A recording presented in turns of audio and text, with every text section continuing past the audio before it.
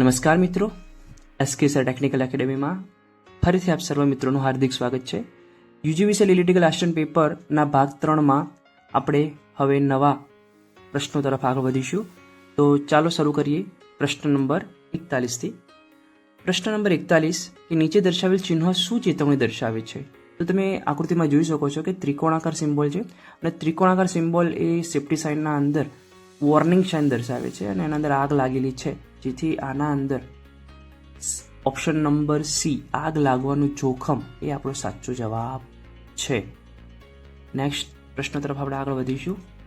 પ્રશ્ન નંબર 42 કે નીચે દર્શાવેલ ચિહ્ન શું ચેતવણી દર્શાવે છે? તો ફરીથી ત્રિકોણાકાર સિમ્બોલ, કાળી બોર્ડર, ઓકે, મતલબ કે વોર્નિંગ સાઇનમાં આવે છે. હવે એમાં ઓપ્શન આપેલા છે કે આગળ લાઇટ છે, ધમાકા લાગવાની સંભાવના, રેડિયેશનનું જોખમ કે લેઝર બીમ.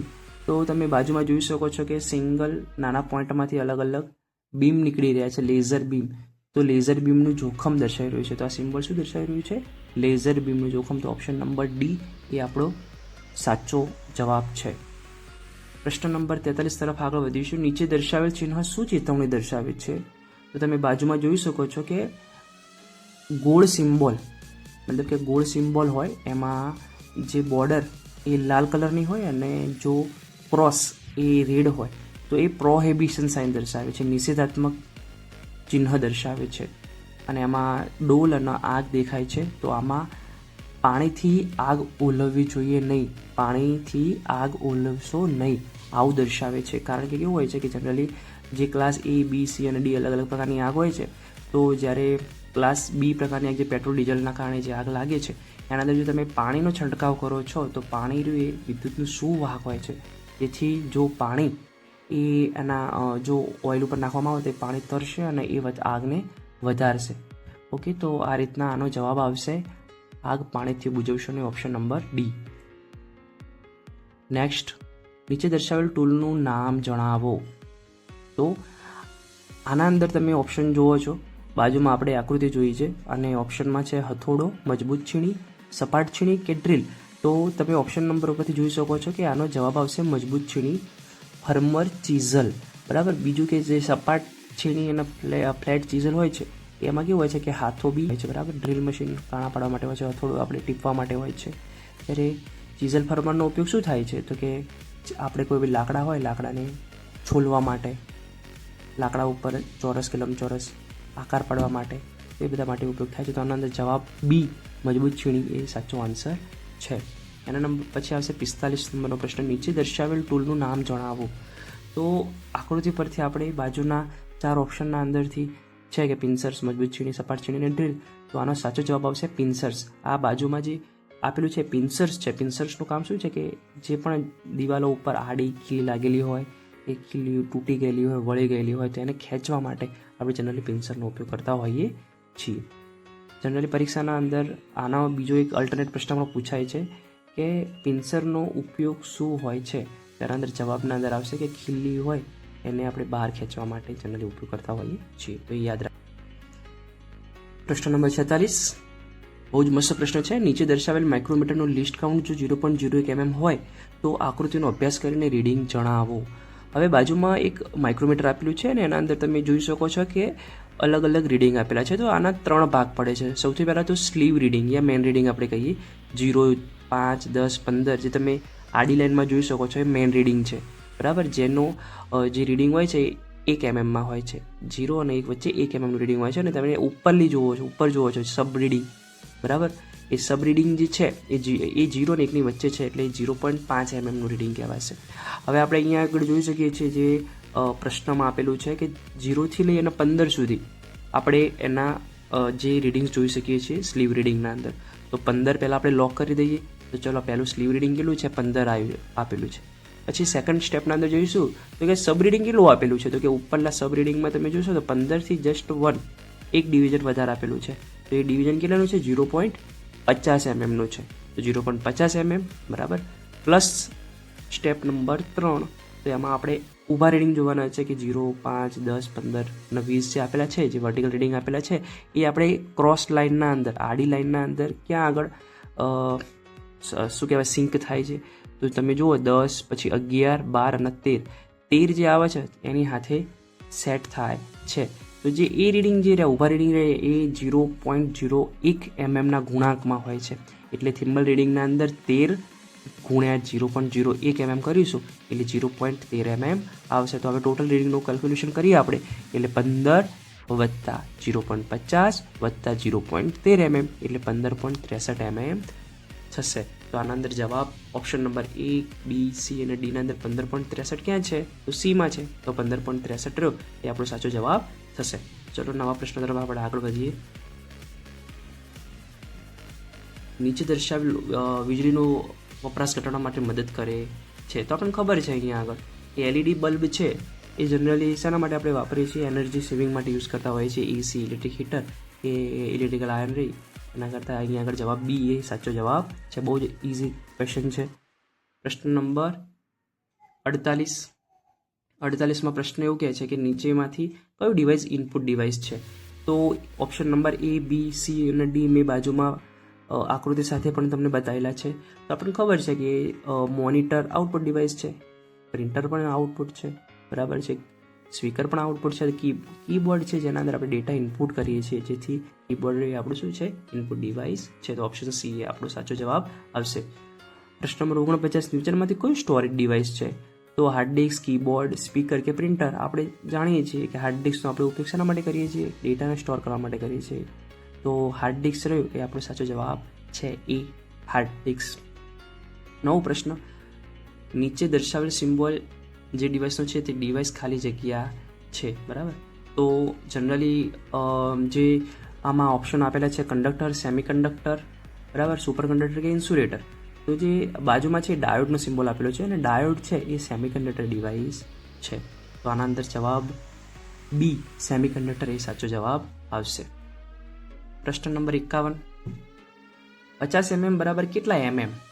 તો આપણને ખબર છે કે 1 સેન્ટીમીટર બરાબર 10 mm થાય છે. તો અહીંયા 50 mm છે એટલે એનો જવાબ આવશે 500 mm. તો ઓપ્શન નંબર D આપણો સાચો જવાબ છે. નવો પ્રશ્ન કે 5% પાણીવાળા 10 લીટર દૂધમાં કેટલા લીટર 100% શુદ્ધ દૂધ ઉમેરીએ તો 2% પાણીવાળું દૂધ મળે?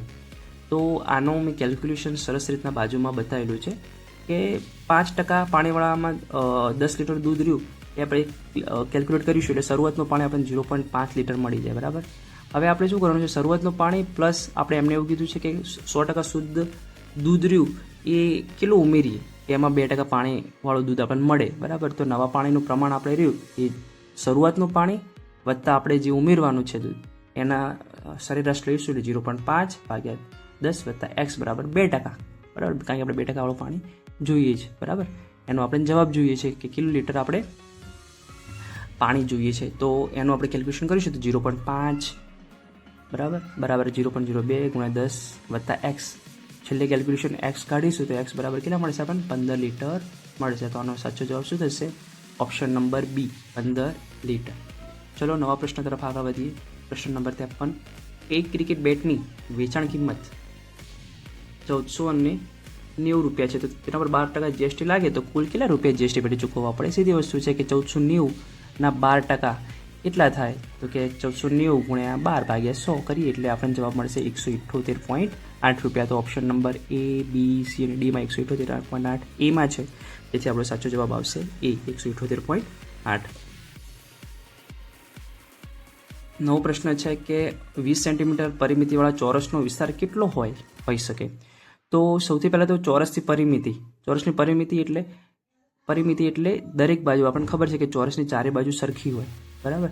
એ પરિમિતિ કેટલી થશે? 4 ગુણ્યા દરેક બાજુનું ગુણાકાર. તો 4 ગુણ્યા બાજુ આપણે કરીશું અને આપણે અહીંયા આગળ આપેલી છે કે પરિમિતિ કેટલી આપેલી? 20 આપેલી છે. તો 20 બરાબર 4 ગુણ્યા બાજુ તમને દરેક બાજુનું માપ મળી જશે 5 સેન્ટીમીટર. હવે એમને એવું કીધું છે કે ચોરસનો કેટલો વિસ્તાર હોઈ શકે? તો ચોરસનો વિસ્તાર એટલે બાજુનો વર્ગ. તો 5 સેન્ટીમીટર આપણને બાજુ મળી ગઈ, એનો વર્ગ કરીશું એટલે 5 ગુણ્યા 5 એટલે 25. આમાં સેન્ટીમીટર આપેલું છે એટલે સેન્ટીમીટરનો સ્ક્વેર. એટલે C અને Dમાં તમે ભૂલ ના કરતા, એના અંદર સેન્ટીમીટર આપેલું છે તો સેન્ટીમીટર સ્ક્વેર આવશે, mm આપેલું હોય તો mm સ્ક્વેર આવે. તો આમાં જવાબ આવશે C 25 સેન્ટીમીટર સ્ક્વેર. પ્રશ્ન નંબર 55, કે એક લંબચોરસની લંબાઈ 12 સેન્ટીમીટર અને પહોળાઈ 7 સેન્ટીમીટર છે તો તેની પરિમિતિ કેટલી હશે? આપણને ખબર છે કે લંબચોરસની પરિમિતિનું સૂત્ર 2 ગુણ્યા લંબાઈ વત્તા પહોળાઈ થાય છે. તો પરિમિતિ બરાબર 2 ગુણ્યા આમાં લંબાઈ અને પહોળાઈ બંને આપેલું છે, તો તમે પરિમિતિ સીધી રીતના શોધી શકશો. પરિમિતિ કેટલી આવશે? 38 સેન્ટીમીટર. હવે આ મિત્રો આમાં એવું છે કે તમને આ દરેકના સૂત્રો ખબર હોવા જોઈએ, એના માટે તમારે થોડી પ્રેક્ટિસ કરવી પડશે. ચલો પ્રશ્ન નંબર 56 તરફ આગળ વધીએ. એક લંબચોરસની લંબાઈ 15 સેન્ટીમીટર અને પહોળાઈ 10 સેન્ટીમીટર છે, તો તેનું ક્ષેત્રફળ કેટલું થશે? ફરીથી આપણને ખબર છે કે લંબચોરસની લંબાઈને પહોળાઈ આપેલું ક્ષેત્રફળ શું થાય? લંબાઈ ગુણ્યા પહોળાઈ. તો 15 ગુણ્યા 10 સેન્ટીમીટર કરશો તો કેટલો જવાબ આવશે? 150 સેન્ટીમીટર સ્ક્વેર. તો આનો જવાબ કેટલો આવશે? ઓપ્શન નંબર ડી 56માં ઓપ્શન નંબર ડી એ સાચો જવાબ છે. પ્રશ્ન નંબર 57 કે જો વર્તુળની પરિધિ 44 m છે તો તેની ત્રિજ્યા કેટલી હશે? હવે પહેલાં તો સ્પષ્ટ એ કરી દો કે પરિધિ એટલે શું. તો પરિધિ એટલે જે વર્તુળ હોય એના આઉટર બોર્ડરની લંબાઈ, બરાબર, જે આપેલી છે 44, અને પરિધિનું સૂત્ર શું થાય છે કે સી સરકમસ્ટન્સીસ, મતલબ કે સી બરાબર 2 ગુણ્યા પાઈ ગુણ્યા આર, 2 પાઈ આર. એના અંદર સી આપેલું છે 2 ગુણ્યા પાઈ એટલે 22/7 ઇન્ટુ આર. તેના પ્રમાણે રેડિયસ આપણે શોધીશું. તો આર બરાબર કેટલા મળી જશે? આપણને 7 મળી જશે. તો 7 મીટર, બરાબર. તો એ બી સી અને ડીમાં 7 જવાબ ક્યાં આપેલું છે? ડીમાં આપેલું છે. તો 7 એ આપણો સાચો જવાબ થશે. રીનાએ 180 મીટર લાંબા અને 100 મીટર પહોળા મેદાનમાં 2 ચક્કર લગાવે તો તેનું કુલ અંતર કેટલું હશે? હવે પહેલી તો વસ્તુ એ કે જ્યાં મેદાનમાં એમને ચક્કર લગાવ્યા છે એ લાંબુ અને પહોળું અલગ અલગ મીટરમાં છે. મતલબ કે તમે જોઈ શકો છો કે મીટર જે મેદાન છે એ લંબચોરસમાં છે, બરાબર. શેમાં છે? લંબચોરસમાં. કંઈક 180 મીટર લાંબુ છે અને 100 મીટર પહોળું છે, બરાબર. તો લંબાઈ અને પહોળાઈ પણ આપેલી છે, તો આપણે પરિમિતિ આપણે શોધીશું. તો 2 ગુણ્યા લંબાઈ વત્તા પહોળાઈ કરીશું તો પરિમિતિ આપણે કેટલી મળશે? 560 મીટર મળશે, બરાબર. અને હવે ટોટલ 2 ચક્કર લગાયા છે એટલે ગુણ્યા 2 કરી દઈશું એટલે સીધો જવાબ મળશે 1120 મીટર. તો ઓપ્શન નંબર સી એ આપણો સાચો જવાબ થશે. ચલો પ્રશ્ન નંબર 9 તરફ આગળ વધીએ. 59 નીચે દર્શાવેલ સિમ્બોલ પ્રતીક ઓળખીને સાચો વિકલ્પ પસંદ કરો, બરાબર. તો તમે આના અંદર જોઈ શકો છો કે એક સ્વિચ આપેલી છે અને સ્વિચના અંદર 3 એરો માર્ક્સ દોરેલા છે. તો આના અંદર જવાબ 3 પોલ સ્વિચ, જો આવું કોઈ સિમ્બોલ આવે તો 3 પોલ સ્વિચ આનો સાચો જવાબ આવશે. સિમ્બોલ્સ તમારે યાદ રાખવા પડશે. ક્વેશ્ચન નંબર 60 નીચે દર્શાવેલ સિમ્બોલ પ્રત્યેક ઓળખીને સાચો જવાબ પસંદ કરો. તો તમે જોઈ શકો છો કે ટી દોરેલું છે અને એક સિમ્બોલ જેવું દર્શાવેલું છે. તો એકચ્યુઅલમાં આ સિમ્બોલ છે એ થર્મોસ્ટેટનું સિમ્બોલ છે. તો આમાં સાચો જવાબ આવશે એ થર્મોસ્ટેટ. પ્રશ્ન નંબર 61 નીચે દર્શાવેલ સિમ્બોલ પ્રતીક ઓળખીને સાચો વિકલ્પ પસંદ કરો.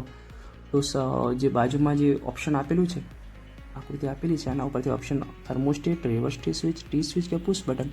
તો આ જે બાજુમાં જે પ્રતીક છે, સિમ્બોલ છે, એ પુશ બટનનો સિમ્બોલ છે. તો જવાબ ડી છે એ સાચો જવાબ છે.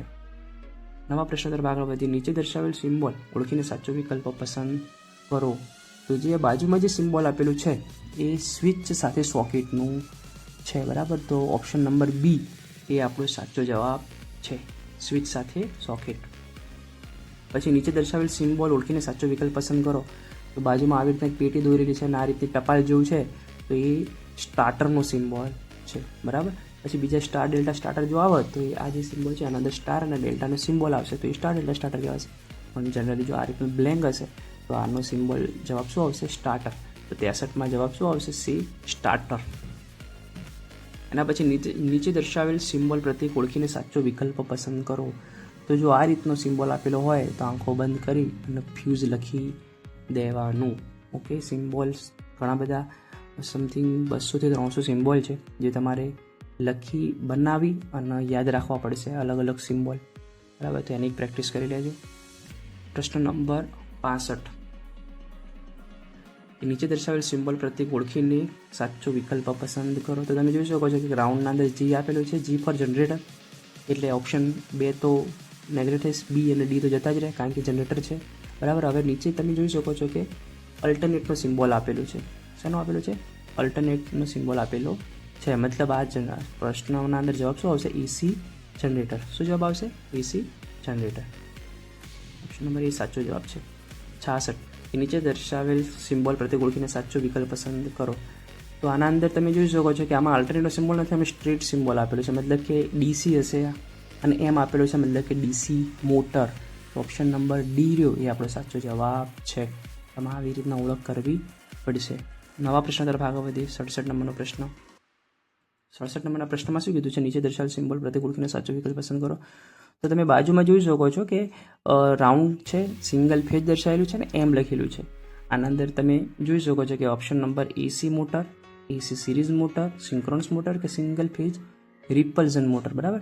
તો આના અંદર તમે જોઈ શકો છો સિંગલ ફેજ આપેલું છે અને જો આ રીતનું સિમ્બોલ હોય તો આનો ઓપ્શન નંબર ડી સાચો રહેશે, single phase repulsion motor. Okay. નવા પ્રશ્ન તરફ આગળ વધીએ. 68 નંબરનો નીચે દર્શાવેલ સિમ્બોલ પ્રત્યેક ઓળખીને સાચો જવાબ આપો.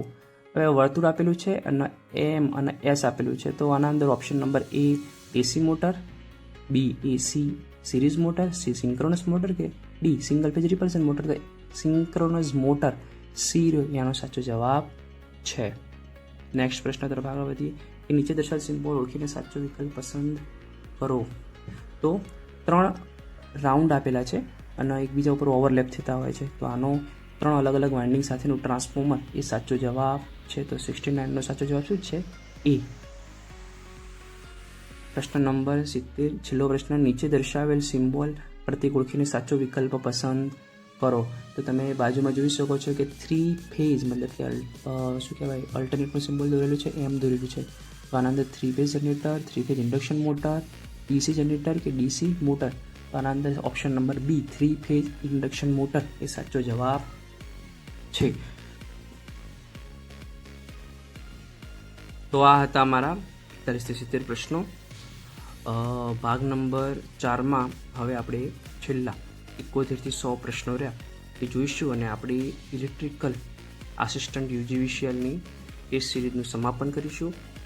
મિત્રો, અમારી એસકે શર ટેકનિકલ એકેડમી ચેનલના વિડીયોઝ જો તમને ગમ્યા હોય તો સંબંધિત મિત્રોને શેર, સબસ્ક્રાઈબ જરૂરથી કરજો અને અમને પ્રેમ આપતા રહેજો.